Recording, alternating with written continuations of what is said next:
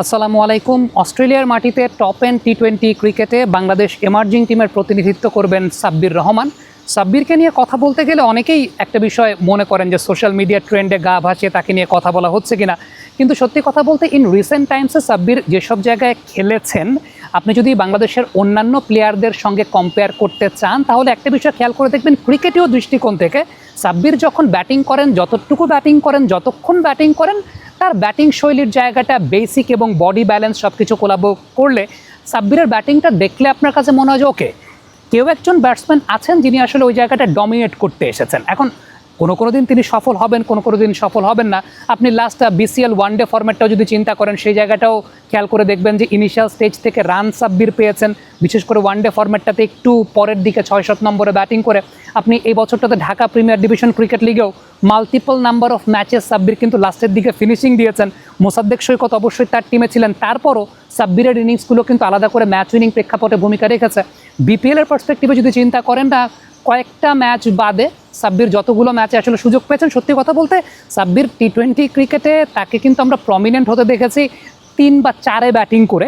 But বিপিএলে আমি জানি না আসলে এই বছরের বিপিএলটাতে তাকে অলওয়েজ ফিনিশিং রোলেই দেওয়া হয়েছে, ডিফিকাল্ট সিচুয়েশনে ব্যাটিং করতে দেওয়া হয়েছে। বাট অ্যাপার্ট ফ্রম সাম ম্যাচে সাব্বিরের ব্যাটিং দেখলে কিন্তু বোঝা যায় যে তার মধ্যে এখনও সেই জায়গাটা আছে। সবচেয়ে উল্লেখযোগ্য ব্যাপার যে আমি কেন সাব্বিরকে অন্যান্য ব্যাটসম্যানদের চেয়ে আলাদা করে রাখি, সেটা হচ্ছে তার বডি ব্যালেন্সের জায়গাটা। আপনি খেয়াল করে দেখবেন, আমি যদি গত বিপিএল থেকে স্টার্ট করি, সাব্বির যখন শর্ট খেলেন আপনি তার ব্যাকফুটের ব্যালেন্সটা লক্ষ্য করে দেখবেন। ব্যাকফুট কিন্তু খুব বেশি নড়চড় করে না, ব্যাকফুটের ব্যালেন্সটা খুবই স্টেবল, এবং এই স্টেবল ব্যালেন্সের জন্য তার হেড পজিশনটা ওইরকমভাবে ফল করে যায় না।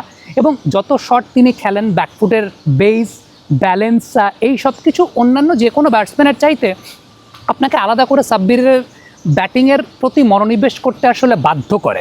ইভেন অ্যাজ এ কমেন্টেটর যখন বিপিএলে আমরা কমেন্ট্রি করি বা বিসিএলে আমরা কমেন্ট্রি করি, সাব্বিরের ব্যাটিং একটা আলাদা করে দৃষ্টি আমাদের কারে because of his body balance. এখন বাংলাদেশের ইন রিসেন্ট টাইমসে ব্যাটসম্যানদের টেকনিক্যাল ত্রুটি খুঁজতে গেলে অনেক বেশি টেকনিক্যাল ত্রুটি পাওয়া যায়, হেড পজিশন ফল করে যায়, বডি ব্যালেন্স ঠিকমতো থাকে না। আপনি মানে শট খেলার পরে মাথা থেকে পা পর্যন্ত স্ট্রেট লাইন টানলে আপনি ওইরকমভাবে ব্যাটসম্যানদের ওই জিনিসটা পান না। বাট সাব্বিরের আপনি 99% ক্ষেত্রেই দেখবেন যে আপনি মাথা থেকে পা পর্যন্ত শট খেলার পরে স্ট্রেট লাইন টানলে there is a straight line, মানে বডি ব্যালেন্সটা এত শক্ত। আমি সাব্বিরকে এটা ব্যক্তিগতভাবে জিজ্ঞেস করেছিলাম যে ব্রো, মানে এই বডি ব্যালেন্সটা আসলে মেনটেন হয় কিভাবে? মানে আমরাও যখন ক্রিকেট খেলি আমাদেরও মানে শর্ট খেললে ব্যাকফুট সরে যায়, ব্যাকফুট স্টেবল থাকে না। সো সাব্বির একটা ছোট টিপস দিয়েছিলেন, ওটা পার্সোনালি আমাকে দিয়েছিলেন, আমি সেটা আপনাদের সঙ্গে শেয়ার করি। সেটা হচ্ছে অনেক ওয়েট বল পাওয়া যায়, 500 বা 600 গ্রাম ওজনের ওয়েট বল পাওয়া যায়। সাব্বির ওই ওয়েট বলগুলো দিয়ে অনেক বেশি মাত্রায় প্র্যাকটিস করেন। যেটা হয় কি, আপনি যখন মানে 500-600 গ্রাম ওজনের ওয়েট বল দিয়ে প্র্যাকটিস করবেন, আপনি স্পোর্টস ইকুইপমেন্টের দোকানে এটা ইজিলি পাবেন, তখন আপনার এই বডি ব্যালেন্সটাও অনেক বেশি মাত্রায় মানে ক্রিয়েট হয়। সাব্বির বডির লোয়ার পোর্শন নিয়ে অনেক বেশি মাত্রায় কাজ করেন, ফিটনেস নিয়ে কাজের জায়গাটায় অন্য অনেকের চাইতে সাব্বির সারা বছর নিজেকে ফিট রাখার চেষ্টা করেন, সেটাও একটা খুব গুরুত্বপূর্ণ বিষয়। সময় কিন্তু চলে যাচ্ছে, কারেন্ট বিলটা দিও। নিও নিও তার মানে তো পরে।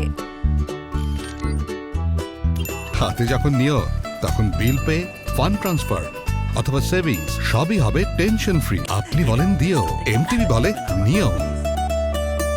ইভেন আরেকটা বিষয় আমি যদি বলি, সেটা হচ্ছে লাস্ট বিসিএলে একটা বিষয় আমরা একটা কথা প্রায় বলি যে অফের বল লেগে টেনে খেলে বাংলাদেশের ব্যাটসম্যানরা। এখন এটার আমরা সমালোচনাটা কখন করি, যখন অফের বল লেগে টেনে খেলতে গিয়ে ব্যাটসম্যান পারে না। অফের বল লেগে টেনে খেলতে চায় কিন্তু টাইমিং হয় না। But Sabbir is that kind of batsman যিনি অফের বল লেগে টানলেও টাইমিং প্রপারলি হয়। That is because of the body balance, কারণ তার বডি ব্যালেন্সটা অলওয়েজ স্টেবল থাকে। আপনি দেখবেন যে লাস্ট বিসিএলের একটা ম্যাচের এক্সাম্পল যদি দেই, যে অফের বল লেগে টেনে তিনি খেলছেন এবং তিনি প্রপারলি টাইমিং করছেন। এখন আপনি যদি অফের বল লেগে টেনে খেলে প্রপারলি টাইমিং করতে পারেন, দেন দ্যাটস ইউর ক্রেডিট। প্রবলেমের জায়গাটা হচ্ছে আমাদের ব্যাটসম্যানরা অফের বল লেগে টেনে খেলতে গিয়ে ব্যাটে লাগাতে পারেন না, টপেজ হয়ে আউট হয়ে যান, দ্যাটস দ্য থিং। বাট সাব্বিরের ক্ষেত্রে ব্যাপারটা আসলে সেরকম হয় না। সো আমার কাছে ব্যক্তিগতভাবে মনে হয় যে সিলেক্টররা এই সুযোগটা সাব্বিরকে দিয়েছেন।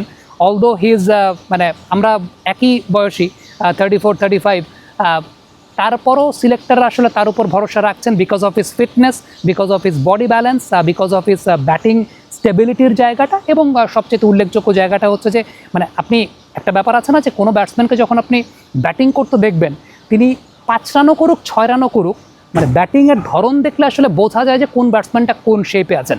একজন ব্যাটসম্যান হয়তো 30 বা 40 রান করলেন, বাট তার ব্যাটিংয়ের মধ্যে আপনি কাপাকাপি দেখবেন, বাট সাব্বিরের 8-10 রানের মধ্যে আপনি ওইরকম কাপাকাপির জায়গাটা দেখবেন না। That means he is stable. এখন আমি সবসময় একটা কথা বলি যে সাব্বির যদি আসলে সিরিয়াস হন ক্রিকেটটা নিয়ে, অলদো তিনি এটা পরবর্তী সময় আমাকে বলেছেন যে আমি সবসময় সিরিয়াস থাকি, বাট এটা আমার একটা অ্যাজ আ ওয়েল উইশার তার ক্ষেত্রে কথা, যে ক্রিকেটটাকে নিয়ে সাব্বির যদি সিরিয়াস থাকেন, আমার মনে হয় যে ন্যাশনাল টিমে কামব্যাক করানোর ক্ষেত্রে কোনো কিছু সে জায়গাটা বাধা হতে পারে না। বিশেষ করে আমাদের রিসেন্ট পাইপলাইনের যে অবস্থা থাকে, ওই কোয়ালিটির বোলিং অ্যাটাক ফেস করার পার্সপেক্টিভ বিবেচনা করলে সাব্বিরের যে স্টেবিলিটি এবং বডি ব্যালেন্সের জায়গাটা অ্যাজ আ ব্যাটার, সেটা আমার কাছে মনে হয় যে অন্য অনেকের চাইতে বেটার। মানে আপনি যদি আমাকে 10 দিনের মধ্যে 8 দিন বলেন যে একজন ব্যাটসম্যানকে পিক করতে, আমাদের ডোমেস্টিক ব্যাটসম্যানের মধ্যে থেকে আমি সাব্বিরকে পিক করতে চাইবো, আমি মোসাদ্দেক সৈকতদেরকে পিক করতে চাইবো এই কারণে, অনেক তরুণ ক্রিকেটারদের চাইতে, বিকজ এই ব্যাটসম্যানদের ব্যাটিং দেখলে মনে হয় ওকে কিছু একটা দেখছি, কাপাকাপির জায়গাটা নেই, যতক্ষণ ব্যাটিং করেন কাপাকাপি না করে ব্যাটিং করেন। So that is the thing. I wish Sabbir top end T20-তে নিজের নামের প্রতি সুবিচারটা করবেন, যেভাবে আমরা বলছি সেই তথ্যের উপর সুবিচার তিনি করবেন। কমেন্ট বক্সে আপনাদের মন্তব্য মতামত জানতে চাই, লিখে পাঠাবেন।